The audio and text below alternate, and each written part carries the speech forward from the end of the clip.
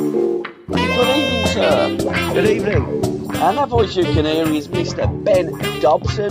Oh, by the way, guys, welcome to Book Corner Extra Time. Ben is on this episode to talk about his wonderful book, Too Good to Be Forgotten. I almost break out in song to the Shy Lights there, but I'm going to leave that for the Shy Lights.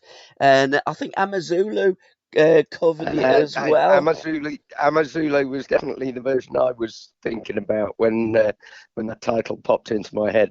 Firstly, before we get talking about Too Good to Be Forgotten, tell me about Ben Dobson. Where does Ben come from? And your back catalogue, and you've got a great pedigree in sports, haven't you?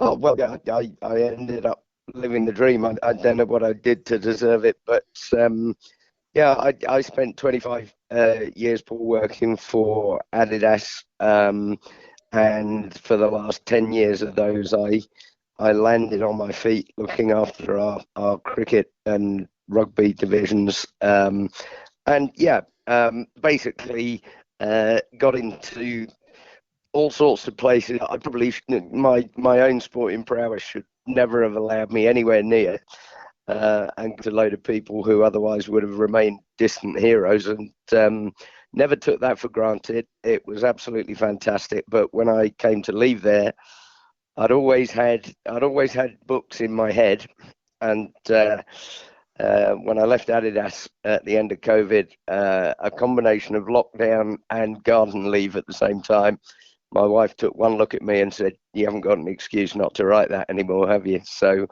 that was it. I had a gun to my head from that point. But yeah, I've been very lucky. If somebody had told me when I was 7 years old, the first time I turned up in the Milton Road car park at the Dell, that I'd spend my life in sport, I'd have bitten their hands off. So you grew up being a Southampton fan, a Southampton season ticket holder. The Dell was your home, and then you moved to St Mary's. Where did you prefer, the Dell or St Mary's? I love the Well, character of the Dell. I'll let you into a secret here that You, although I have been to St Mary's on one of my relatively few visits back down south now, because I'm currently resident up in the Peak District, I've never actually set foot inside it, and um, uh, that's not a statement that I'm trying to make there, but it is in some way linked to the what I consider to be the romantic nature of the book. Maybe some would call it nostalgic rather than romantic. Um, the Dell was my youth, and that's what I grew up with. That was the soul of the club that I know and love. And it was partly circumstance that had taken me to the north of England with Adidas, and partly the fact that I was working on weekends in other sports. But I've never actually set foot inside the stadium.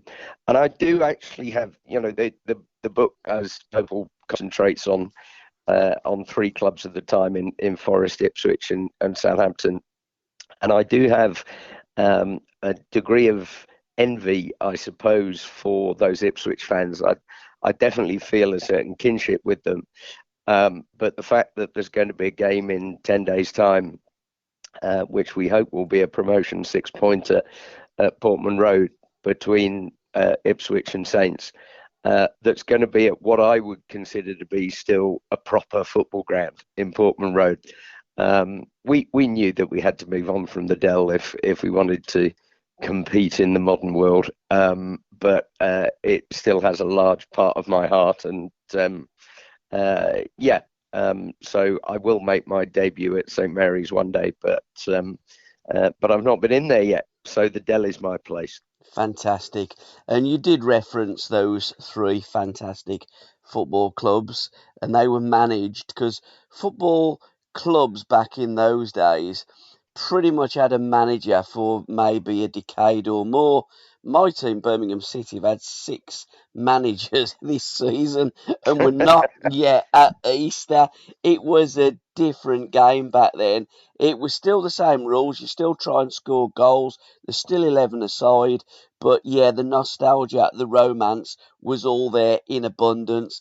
Mr. Clough went into Nottingham Forest when they were really in the basements of what now is the Championship. Mr. Robson had left Fulham, or as Malcolm would say, really forced out of Mm. Fulham. That is the great Super Malcolm MacDonald.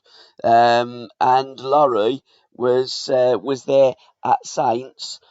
Think he was manager at, or he certainly got something to do with Doncaster Rovers, hadn't he? But he was a former Coldstream guard, wasn't he, Laurie?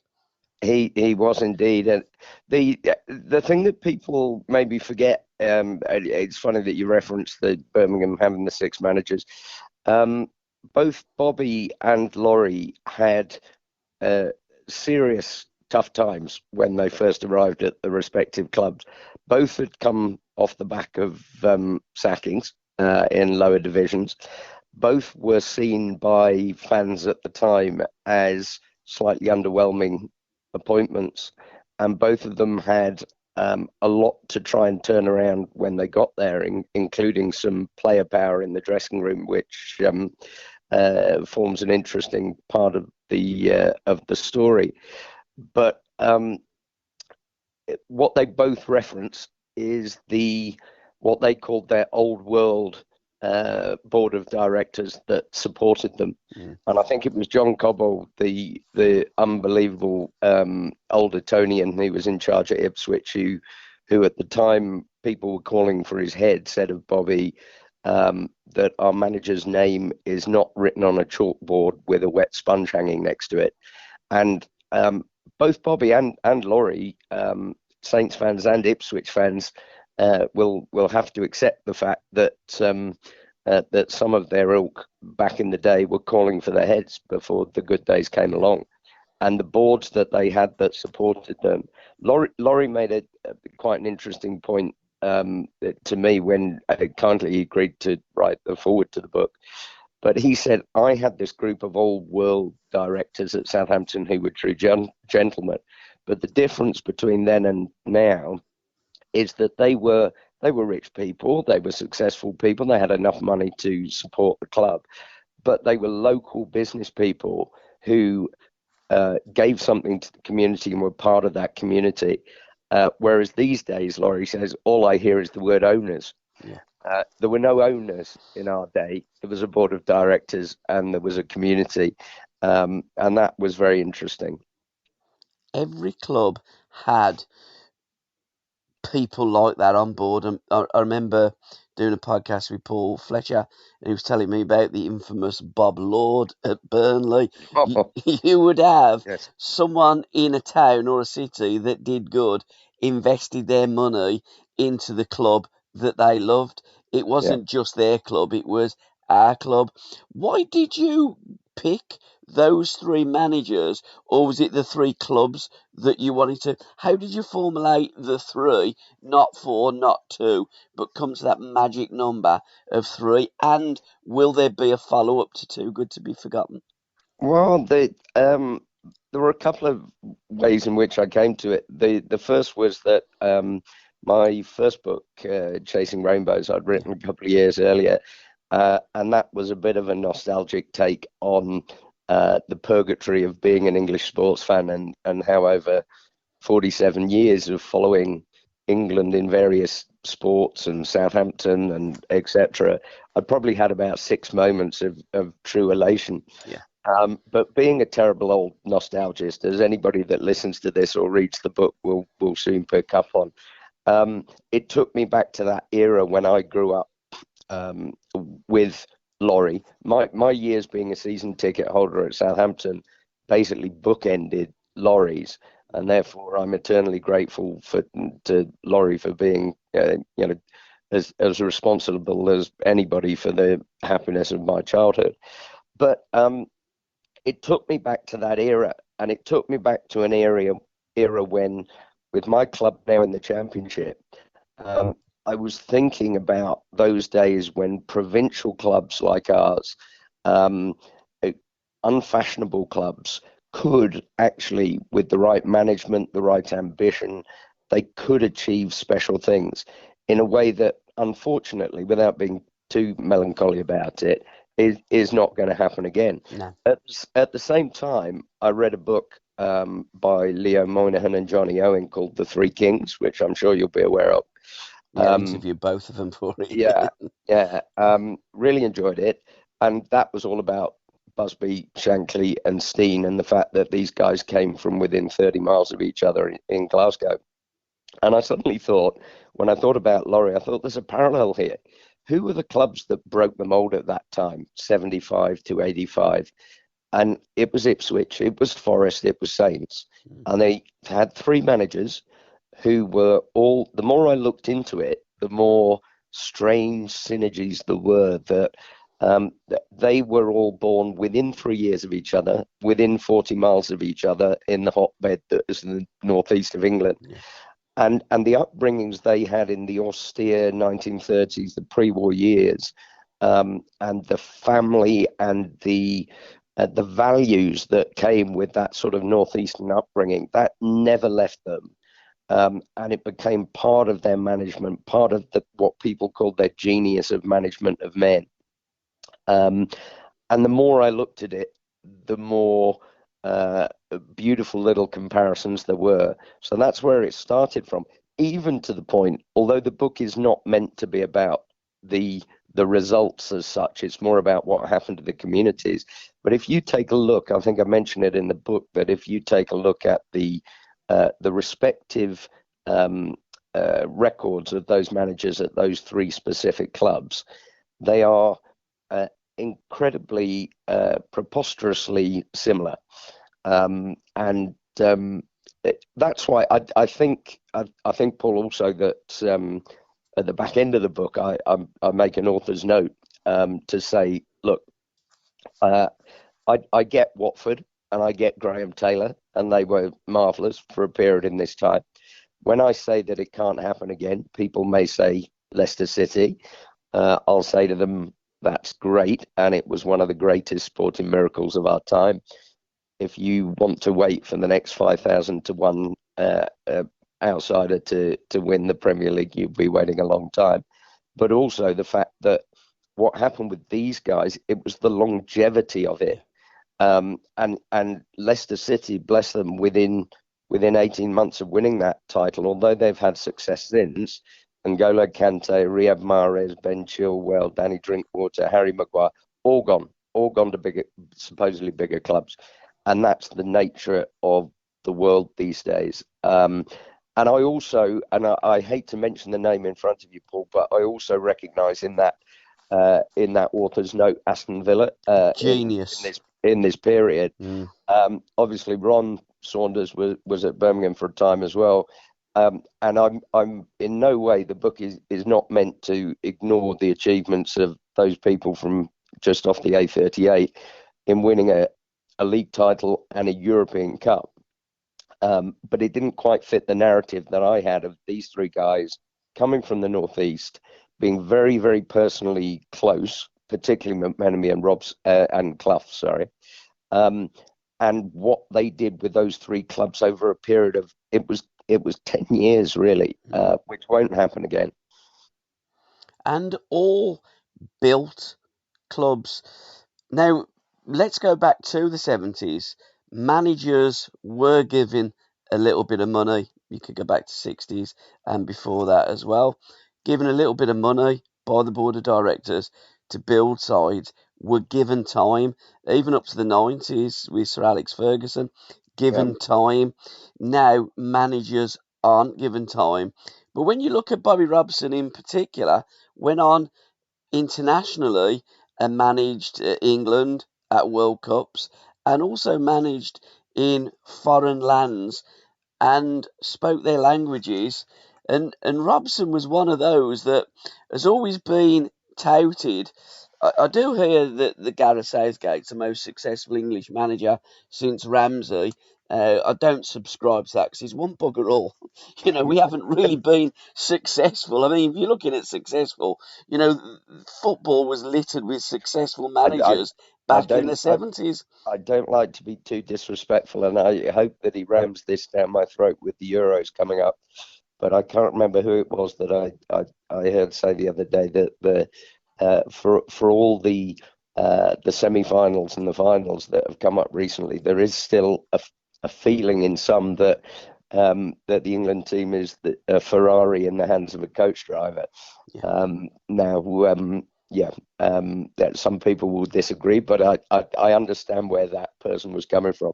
Well, Alan Hudson coined the name Safegate many years ago when we done, I think it was our World Cup diaries or the Euro diaries. Terry Curran, of course, my other podcast partner, Yeah, played for two out of those three managers. He didn't play for Bobby Robson, but he certainly played for Brian, and he yeah, certainly played for Laurie. And that 70s period, we had so many, almost what you were saying, and it wasn't the haves and the have-nots. It was more provincial versus capital, or mm, big city clubs. I've wrote down here a few that could have won the league in the 70s: Sheffield United, Stoke City, Ipswich, Villa. Okay, Villa are from Birmingham, QPR are from London, Wolverhampton Wanderers, Forest, Derby, Newcastle, and then others: Leeds United, Man City, Man United, Everton, Liverpool, Spurs, Arsenal. That's pretty much the whole of the first division that yeah, always had a chance of winning either a League Cup, an FA Cup, or the League Championship in old yeah. money. That was just a fabulous decade, the 70s.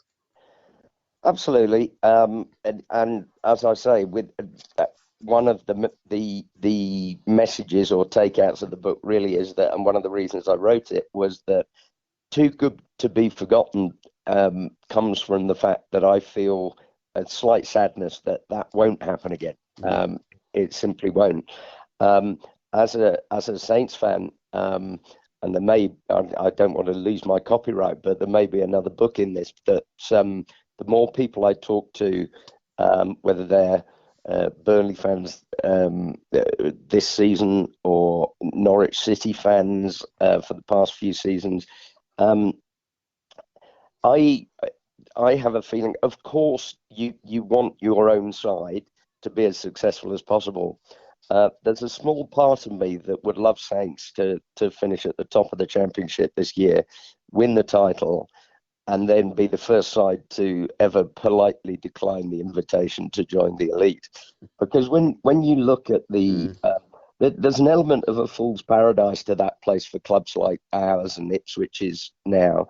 Um, Ipswich will have a whale of a time if and when they go up because they haven't been there for a while and everybody wants to go to Old Trafford and that sort of thing. That's fine. But as a Saints fan, that when you've spent 5 to 10 years battling for that 38 points every season, and that is the limit of your ambitions, it becomes very wearing. And when you go back down into the championship, the sense of community that I talk about in the book has come back to the club this season. From that division, you start at the beginning of the season, you have no idea whether you're going to finish bottom or you're going to finish top, and that can't happen in the top division anymore. And if you actually look at the division as it is at the moment, it reads like a who's who of those sorts of clubs that you were just referencing there, Paul, Mm. in that provincial, whether it's a big city or whether it's a more provincial town or city, it's those clubs that I believe English football is all about. And you've got an Ipswich and a Norwich, Leicester and a Leeds and a Southampton, but you've got Coventry in there, and you've got Sheffield Wednesday, and you've got Sunderland, and you've got Stoke City, and just every week there is a game that stirs the memories. And sometimes I feel like there's a few fans out there now that need to be careful what they wish for. That a year in the Premier League's quite fun. 5 years is not so much fun, and that's a problem for the game. Absolutely. And another thing that Brian Howard Clough did was the last football manager to take a team up from the second division and win it in the first season, Yeah, and yeah. then went on and won double European Cups. So Mm. Clough and Nottingham Forest have won the European Cup more times than they've actually won the Football League Championship. But again, in the olden days, when you got into Europe, there was three cups like there is today. But you had to win your league, you had to win your cup, or finish in the top six. Very, very different days. But again, that achievement from Forest and Cloughy, that will never be forgotten as well.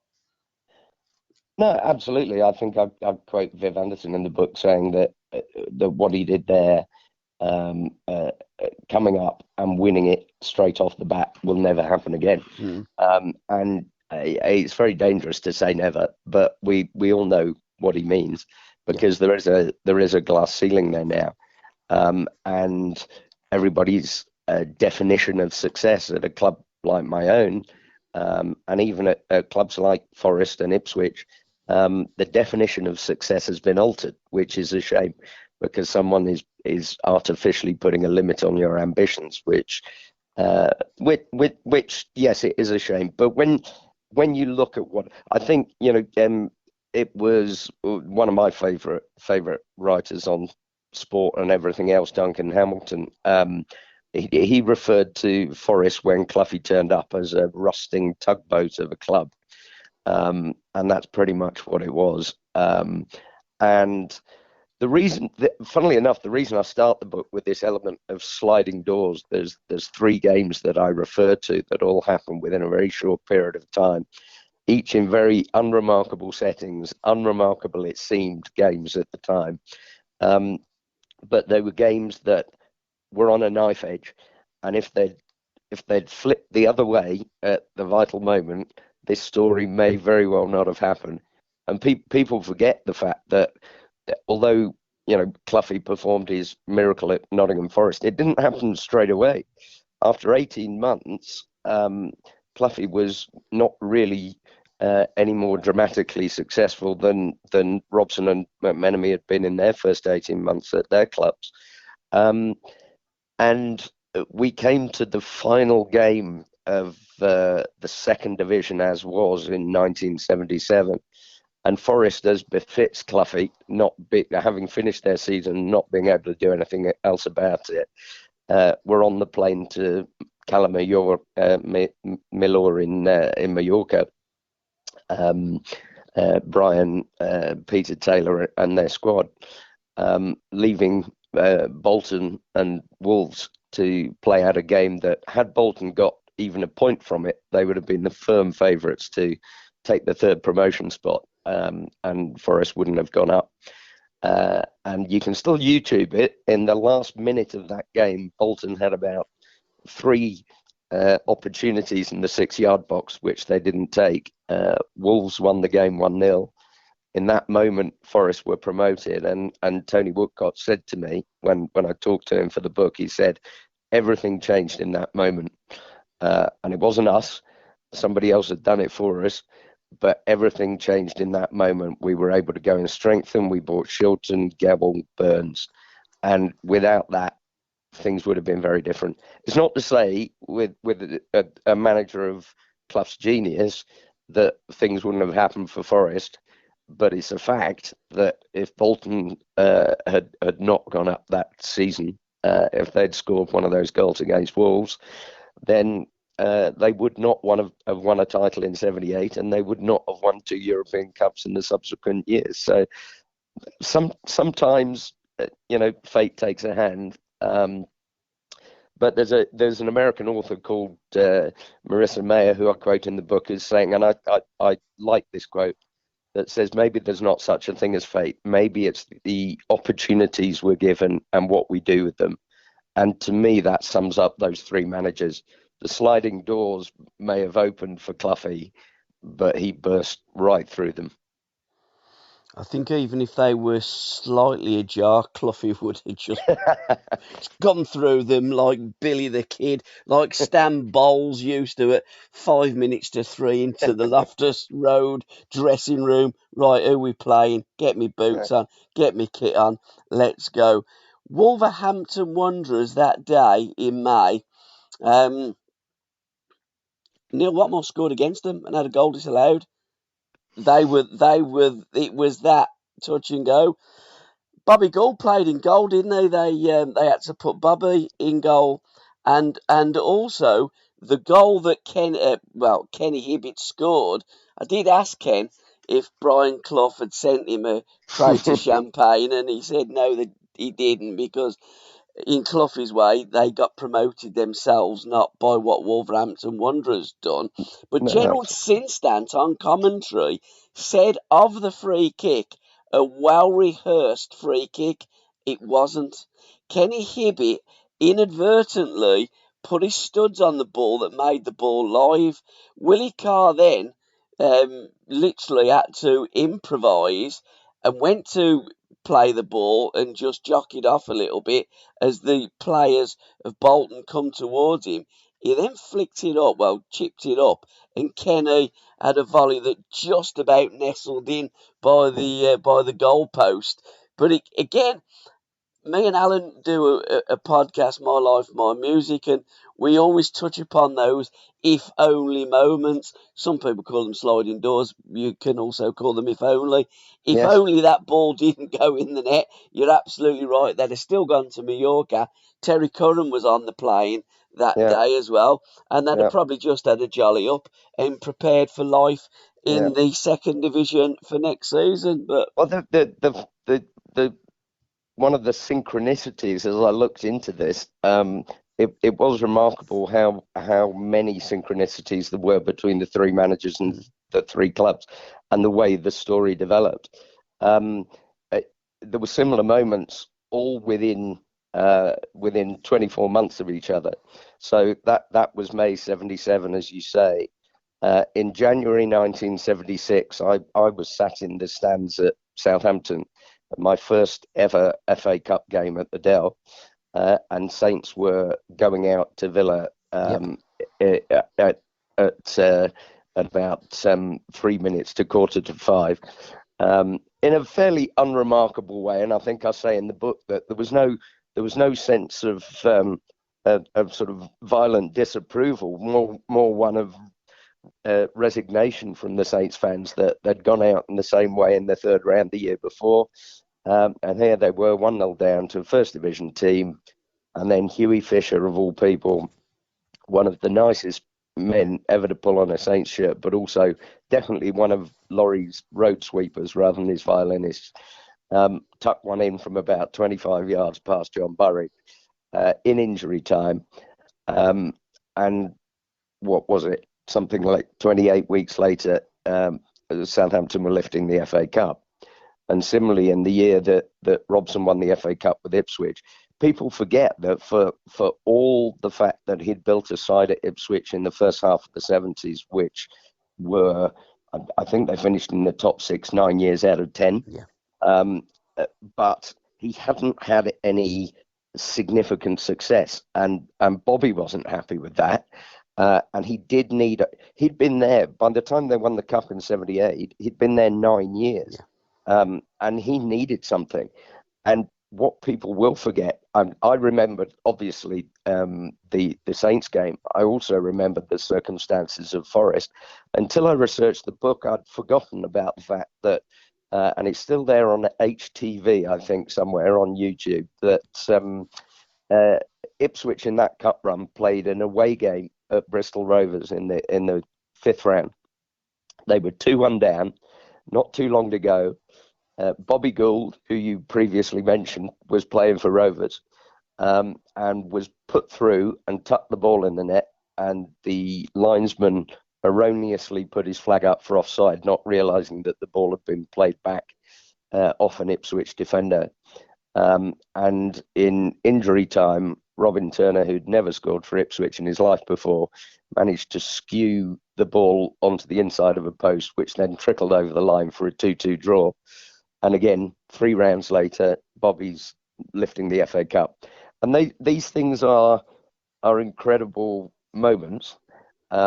It's not meant to in any way decry what these managers achieve, but I think what it does show is that every one of us we need a little bit of good fortune on our side, if you're going to achieve sustained success.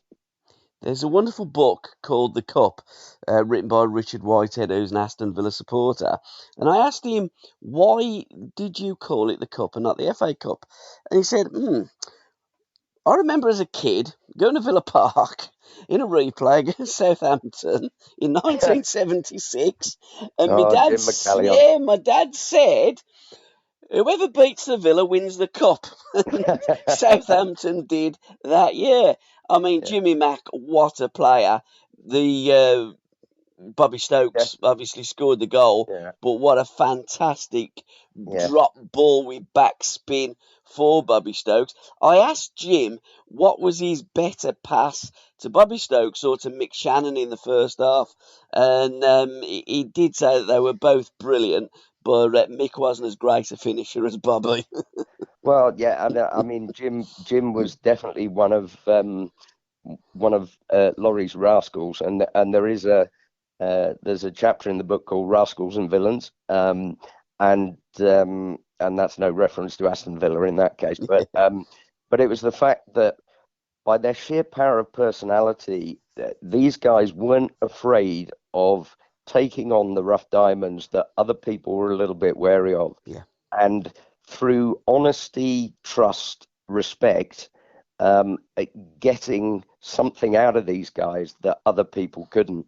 And I remember I went down to chat. It was quite a surreal experience for me because he'd been, when I was 8 years old, this man had been the chap that had picked up the FA Cup for my side when I was 8 years old, Peter Rodrigues, the last man, incidentally, to pick it up from Her Majesty the Queen.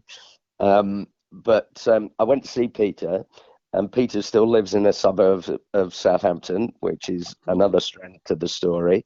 And Peter said, "Look, when I finished, we were talking about Laurie's ability to manage those Stardust players, and he said, when I finished, I had a pub called the King Rufus, and we had a big picture behind the bar of the 76 Cup winning team. And I used to walk past that picture and look at it and think, how the hell did he manage that lot? But this was their supreme ability to be able to handle players of that ilk. And as I think Peter Osgood once said, who was one of his greatest success stories in that regard, he could take us old lags and he could squeeze the pips and get that bit of extra out of us. And that's a fascinating part of the tale, to be honest. And also, Oz was supposed to be joining Uddy and going to Stoke, but he did want to go and have a word with Laurie, and clearly Laurie and Mick Shannon and the boys persuaded the big man to join him there at the Dell rather than join Uddy at the Potteries. I think when you're ready to pop the question, the last thing you want to do is second-guess the ring. At BlueNile.com, you can design a one-of-a-kind ring with the ease and convenience of shopping online. Choose your diamond and setting. When you find the one, you'll get it delivered right to your door. Go to BlueNile.com and use promo code LISTEN to get $50 off your purchase of $500 or more. That's code LISTEN at BlueNile.com for $50 off your purchase. BlueNile.com, code LISTEN.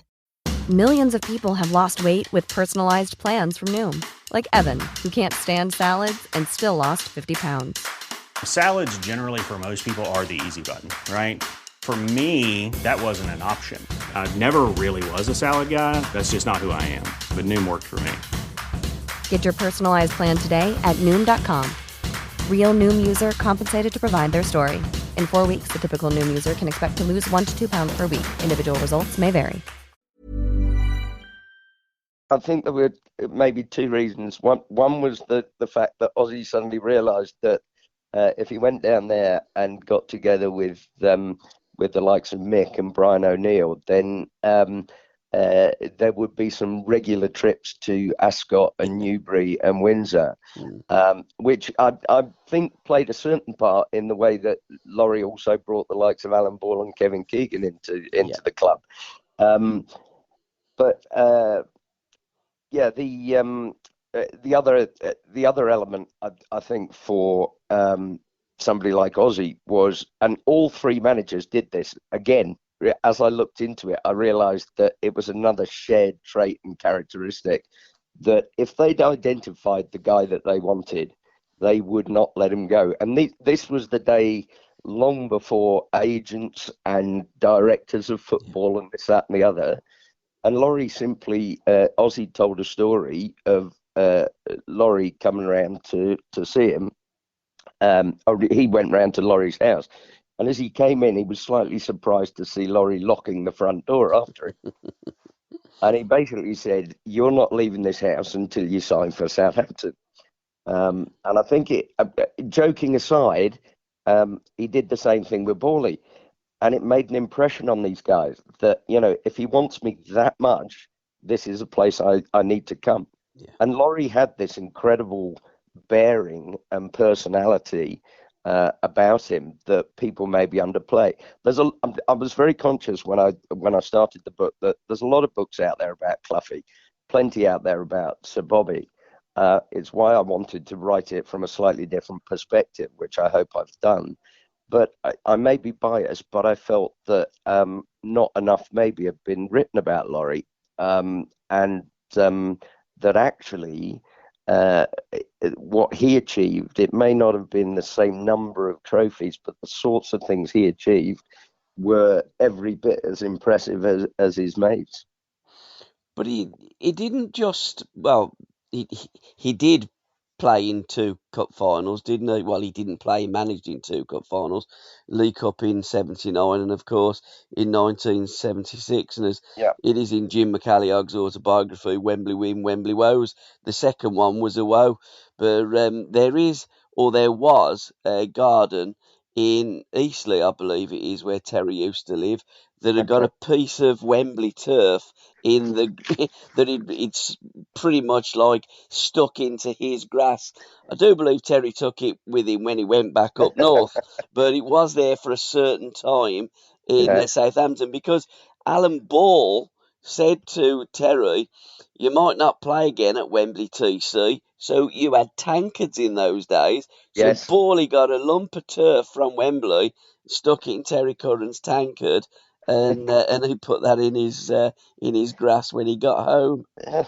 But the other thing, Paul, was that the cups in those days were significant. I mean, one of the reasons that these three guys have this connection to the community and are revered in the way they are, it was one of the fans that I talked to, because the book involves conversations with a number of fans, because it was supposed to be just about them and what it meant to them, what these managers did for the towns and the communities, as it was the results.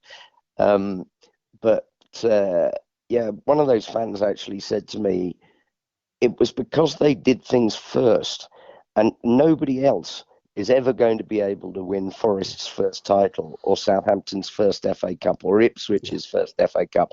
And actually, John Walk said to me, he said, "I know that Bobby prefers the UEFA Cup because it was Europe and that sort of thing, but for me, my best ever trophy will be the FA Cup because it was the first thing." That's quite significant. Plus the fact that if you go back to the year that my team won it in 76, even in 78 when Ipswich won it, it would be hard to explain to a generation now if they weren't there. But you ask any fan in 1976 or 78 whether they'd prefer to win the league title or the FA Cup, it was no contest. The FA Cup, with a little nod to the European Cup, I suppose, the FA Cup was, and the FA Cup final was, the single biggest global club game that you could get. And people don't realise that now, and that's why it was so special. And when you have 200,000 people crammed into Ipswich Town Centre or Southampton Civic Centre to welcome these teams home, that's massive. And it doesn't leave people, you know. It's still, there is still a love in the city of Southampton for those days as a result. You're absolutely right, because the FA Cup was the greatest day in the football calendar. Okay, we didn't have live TV games like we have today. It was the FA Cup final. You would turn up, or you would have members of your family turn up. You'd have the bumper cans of ale in the front room. Everybody would be crowded around the television set. It was like you got the Grand National, like you got the England Scotland. The FA Cup was the biggest sporting occasion in the calendar, and Mm. of course, we followed the teams throughout their journey, literally on Grandstand or on World of Sport. Mm. They'd have a comedian on the coach. They'd have players' wives. They'd have different games. They might play FA Cup final. It's a knockout. It was a TV spectacle for us kids that remember watching that. Just as much as in the school holidays, Champion the Wonder Horse and Skippy and programs like that. I mean, you know, we're going to get put in jail for our level of nostalgia soon, I think. But I don't really apologise for it. Hence the title of the book. But yeah, they were very, very special days. And of course, the John O'Hare story in 1978 when Nottingham Forest beat Liverpool in the replay. I think it was at Old Trafford, wasn't it? Got an idea. John McGovern didn't play in that game, but John O'Hare was tripped outside the box by Tomo, and the Yes. referee gave a penalty. And Peter Taylor's answer, I thought, was one of the greatest bits of TV that I've ever seen. It wasn't a penalty. Well, it was. Well, we'll show you. Have a look. It was outside the box. You have a look in the paper. It says 1-0. It's a penalty. it's Yeah. just brilliant. I mean, Clough and Taylor, what a double act they were. And really, one of them on their own, it wasn't the same. When No. they both got together, the magic happened. It says in the book actually that Tony Woodcock always said that John McGovern said to him that together they were special. Individually they were good. Yeah. Together they were unbeatable. Yeah. And you know, the building of very good support staffs is also part of the skill. It was one of the ingredients in the recipe for success, and it was common to all three as well. Peter Taylor is the fated one, but you know, Laurie had Jim Clooney, Bobby in particular. When I talked to the Ipswich players at the time, they said that Ron Gray, the head of the scouting team, and Cyril Lee, who was Bobby's right-hand man, played every bit as much of a part. And I remember Brian Hamilton, who was obviously with Bobby, in Bobby's first really strong team. He said that he felt that Ron Gray was critical to the success as the chief scout because he was the eyes and ears. And if you look, Ipswich did it slightly differently in that the players that they brought in through Ron Gray, if you're a guy who's brought to the club George Burley, John Walk, Kevin Beattie, etc., Alan Brazil, then you're doing something right. And having that support staff is a management skill in itself, putting the right people in place.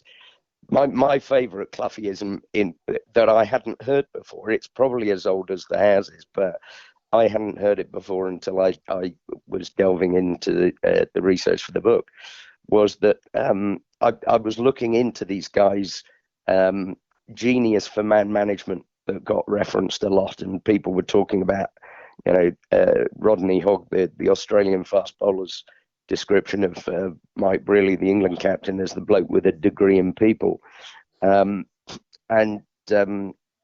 it was of that ilk, and I'm thinking, okay, I I I, I found out that somebody had once asked Cloughie how important psychology was in football management, and he said, "Well, you go and ask Sigmund Freud how many European Cups he's won,"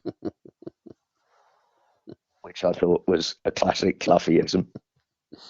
I mean, Cloughie was just the king of the. Well, he's a quote king, wasn't he? Well, yeah, You yeah, know, I mean, he was on every TV yeah. program back in the 70s as well. He was probably more of a maverick than the Mavericks. No, absolutely, absolutely. And I mean, the other thing that came up in the book is this distinction between a lot of people referred to this genius for man management, and I was interested to know whether these guys would have bridled at the fact that people were suggesting they were man managers rather than coaches, because they could coach, they just coached in a very different way. But Cloughie's take on coaching was what was the famous one when he said to a journalist once, "Me telling Roy McFarlane to get his hair cut. Now that's top quality coaching." But it's an interesting area, the coaching versus man management. Because I remember, Forrest hardly trained. no, absolutely, absolutely. And I mean, Russell Osmond told me a couple of tales about Bobby at Ipswich, which kind of related to these things. The first one was simply to say, look, we didn't do a lot of. I asked him whether Bobby did much in terms of tactics versus the opposition, studying the opposition, because I knew darn well that Cloughie didn't. And he said, well, no, he didn't. We kept it simple. We believed that if we passed a player with the same coloured shirts on, if we were on our day, we could beat anybody. He said there was another reason with Bobby, and he said the problem was that we know that Bobby used to have a few problems with names, and he said he always used to call Emlyn Hughes was always Elwyn. And the Watford striker was always Bluther Lissett, and he said, so funnily enough, we didn't do a lot on the opposition for fear of dying of laughter. But he did also make a more serious point when he said, in terms of coaching and management, Bobby didn't do, none of these three did a lot of what you would call technical coaching to try and improve players technically. What they did was they took a player. They didn't worry so much about their weaknesses. Somebody else could cover those. They put them into a role in the team which would exacerbate their strengths and make the team stronger. But they would do things subtly. So Russell said that he'd been playing in the first team for a while, and Bobby came to him and said, why can't you play a bit more like Bobby Moore? And he said, well, easier said than done, I thought. And he said, well, what do you mean? And he said, you're forever charging around and flying into tackles when actually just go and have a look at Bobby Moore. And he said a couple of weeks later, we went away and we played at Manchester City. And I barely broke sweat all game. I think we won. And I came into the dressing room and I thought I was in for a rollicking. There was barely a bead of sweat on me. And he said, now, that's how to play. And he said, but I didn't do anything. And he said, it was because you didn't have to do anything. You read the game, you intercepted the ball, you didn't make a tackle. And he said, I suddenly realized that coaching? Possibly, but it was certainly good management. It was very, very subtle the way they did it. And that, Tony Woodcock gave me another example with Cloughie, which I would go into if we had the time. We certainly have got the time, sir. Well, I'll give you Tony's. Tony basically said that Cloughie only ever said two things to him in his life that he felt could be deemed as relating to a bit of coaching, but not in the normal sense. And he said, I recall the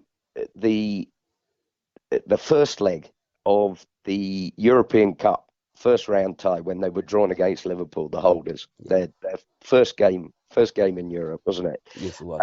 And they were playing at home, and Cloughie just pulled him to one side before the game, and he said,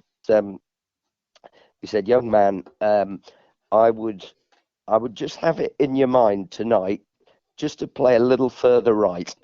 He said, I'm not talking about playing on the right wing or this and the other. Just be conscious of moving a little further right occasionally. And Tony didn't really know what he was talking about. And he said, but if you look at that game, both of the goals that took us through to the next round came from my crosses from the right-hand side that Colin Barrett and another, can't remember, put into the goal. And he's right. And he said, I came off and I suddenly realised he'd been clever. And I didn't know, he never explained to me why he'd done it, why he'd said it, but he'd seen something and he hadn't made a big deal out of it. It just sort of coasted in the same way as John McGovern said that, Cloughie signs Kenny Burns, your star striker. Yeah. And poor old Kenneth, as he used to be referred to, was told that he was playing at centre half. And McGovern says that Cloughie never once felt the need to explain to Kenneth why he was playing in this position. And 12 months later, he was the Football Writers Player of the Year. And that was justification enough. And it was, when people talk about a genius for man management, and they all had it, all three of them had it, it was that ability to say the right thing at the right time without overcoaching people, with keeping things simple. He was just an absolute genius. I remember Terry Curran telling me that when he bought Terry into to Forest, I think they won they'd won a League Cup game 5-0. I can't remember who it was against or where it was, but he took Terry Curran down. He says to Martin O'Neill, "Young man, he's taking your place in the team." And Cloughie would do stuff like that. He'd say to Martin O'Neill said to him, didn't he, "Why am I in the reserves? Because we haven't got a third team." and he was just a genius. Kenny Burns watching the other one that Johnny Owen done about Nottingham Forest, about the winning the championship and then the European Cup. And Kenny Burns, they were on about training, and he said, "We get a free kick it. Just kick it at the Yeah. goals. What we're going to Yeah. do if we get indirect free kick? Well, pass it and kick it." Yeah. and these were just basic, simple stuff that No, absolutely. Cloughie would do, and the players Well, it was done. It was done for a reason, Yeah. Paul. Yeah. It all seemed like a bit of fun and on the hoof, but it was done for a reason. Mm. I remember Stuart Pearce on Talksport. I heard an interview whilst I was writing the book where he talked about the fact that Cloughie would always try and do the diametric opposite to what people were expecting because he wanted them on his toes. But this idea that all he was a guy putting fear into his players is totally wrong. And Cloughie himself said, Martin O'Neill might disagree with him, but Cloughie himself said, "I never wanted a player to go out on the pitch feeling fear because I'm not going to get the best out of them." Mm. But there's a piece that I refer to in one of the chapters where Martin himself tells the story, I think in the book that he wrote last year, where he says that he'd been playing for Brian for 5 years. He'd missed the 1979 European Cup final, which had really hurt him. Yes. He played in the 1980 final, and I can't remember the exact circumstances, but Forest were struggling a bit tactically in half time in that game, and Martin O'Neill sat in the dressing room and basically offered to sacrifice himself and say, "Boss, if you need so and so to come on, and Cloughie turned around to him and said something along the lines of, "You're not coming off, you're playing out of your skin." And Martin O'Neill said, "I'd waited 5 years for that line. I'd played for this guy for 5 years, and it's the first time he'd given me a bit of praise. And I went back out onto that field absolutely electric." And that's how they did it. When people talk about a degree in people, they knew the right thing to say to the right person at the right time. And it was a bit like Ferguson with having slightly different rules for Cantona to is to his class of '92. He realised that you have to have different strokes for different folks, and these three managers would do that. Not to the point of, I mean, John McGovern did say he would say that Cloughie wouldn't change based on your personality. You had to change for Brian. Yeah. Brian never changed for anybody. But there was a subtlety for the way that Brian would. Piercy was saying in his interview, if you'd gone away with England, you could be damn sure that when you got back, he'd do something that would pull you down a peg or two in front of the dressing room. Yeah. But if the crowd were having a go at you and he rated you, then he would jump out and tell the crowd to shut up and say, I believe in this lad, get behind him. And players, the word that I heard more often than any other from the players of all three clubs I talked to was togetherness. Yeah. And an esprit de corps that they built. And that moved mountains. That was the thing that more than anything else allowed them to achieve more than the sum of their parts. And that was all down to these three managers and the way they managed. And to be honest, again, at the end, when I talk about legacy, I talk about precious memories, but I also talk about timeless lessons, because it shouldn't be forgotten that these guys have left a blueprint that a lot of people are following these days. And Ferguson refers to Bobby Robson. So does Pep Guardiola. So does Jose Mourinho. They all reference Sir Bobby as being a guy that they learnt so much from. And the blueprint that they laid down in terms of the simplicity, the ability to release the pressure on their players, to believe in them, to give them trust, to give them honesty, to play in a simple, entertaining fashion. That's not just being portrayed by Pep Guardiola at Manchester City now. For God's sake, it's being portrayed by Ben Stokes as the captain of the England cricket team. Yeah. It's not rocket science, but people sometimes overcomplicate it. Football is a simple game, and you're right. Sadly, some people do try and overcomplicate it. Back in the 70s, they didn't. They simplified it, and players knew what they got to do. I remember Alan telling me, Tony Waddington said, I'll never tell you how to play football. I bought you because I know you can play football. And that seems to be the message from so many former players that I've had the pleasure to interview and work with. And the managers, I think those managers of the 70s were absolute genius.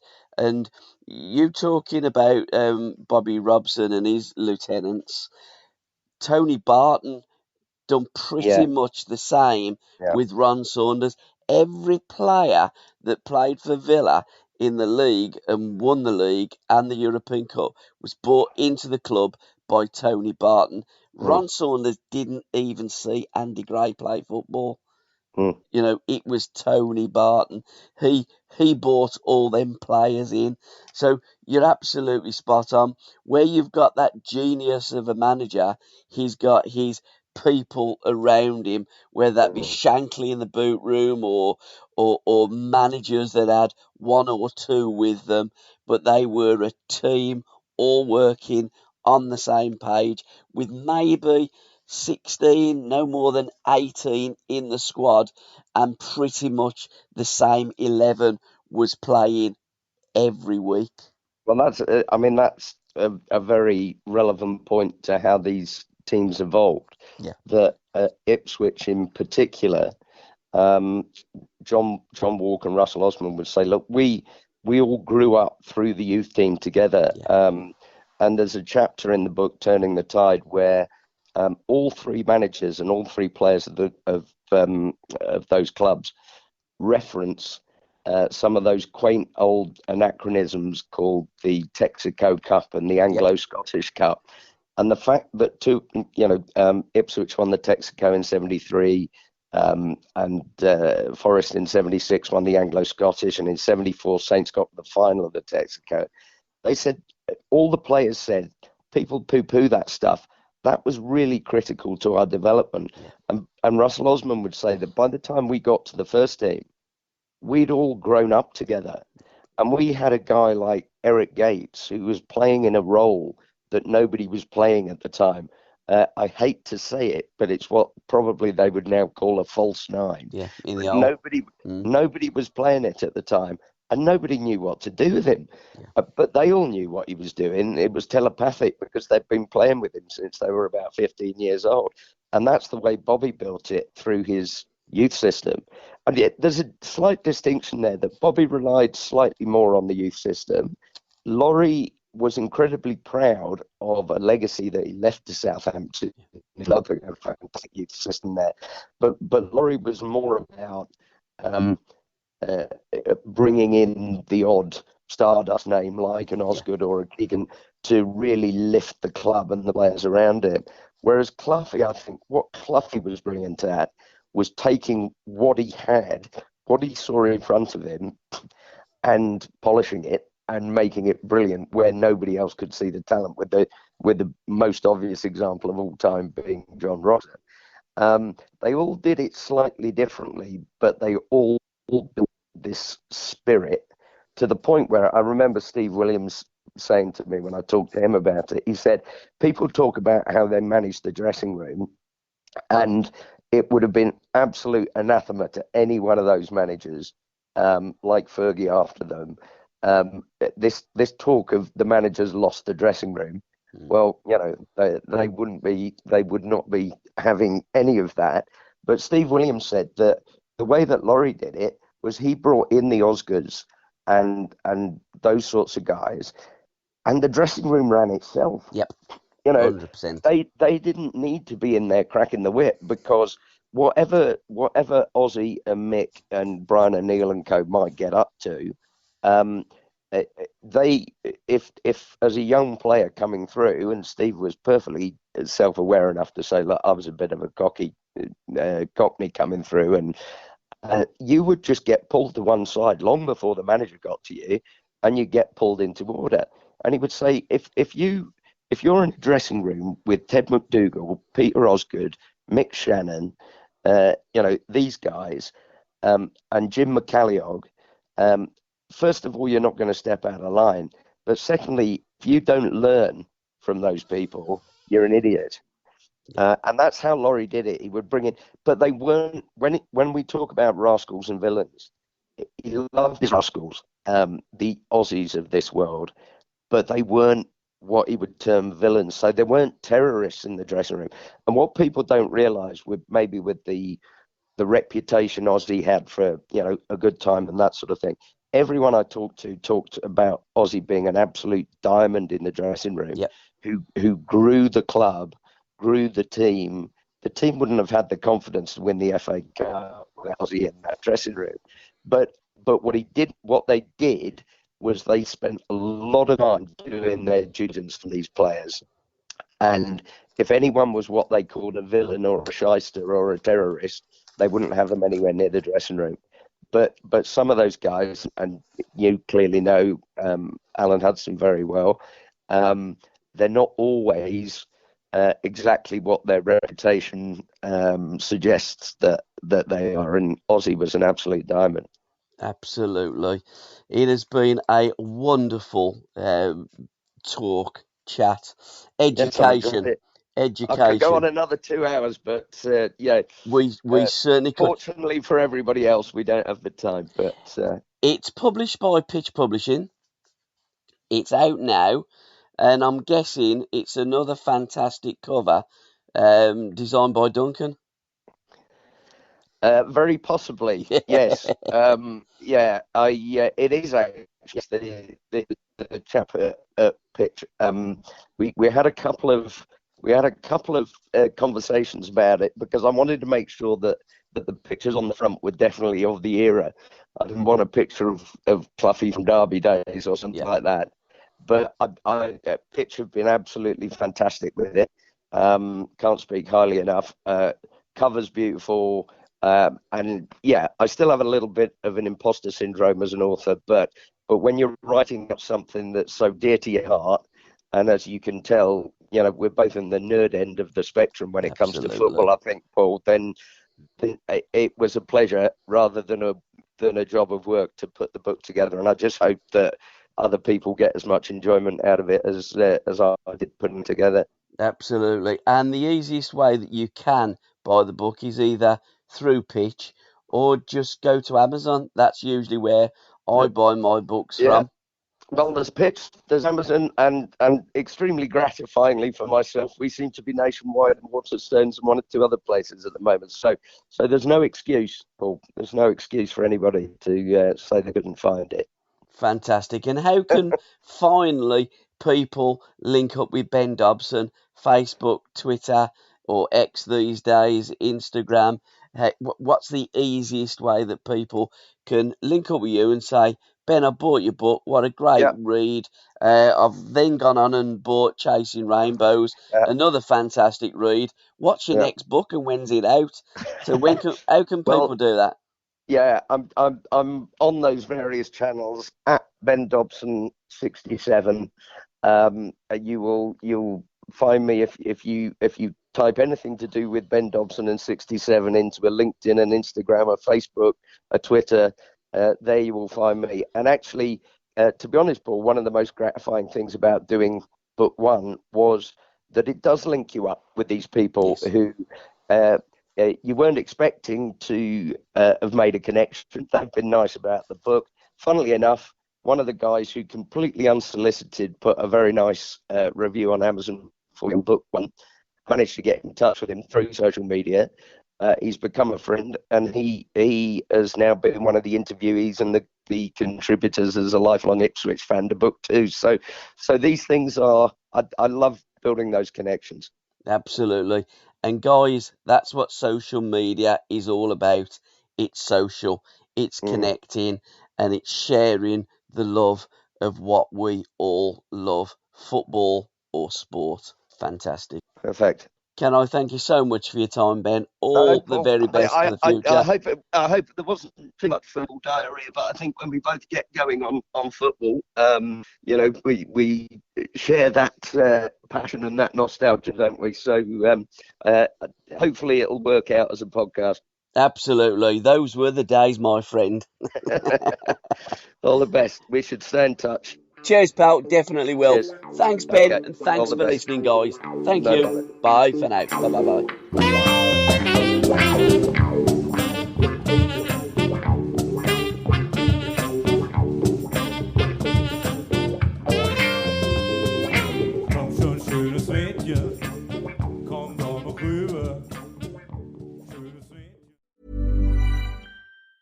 Tired of ads interfering with your favorite sports podcasts?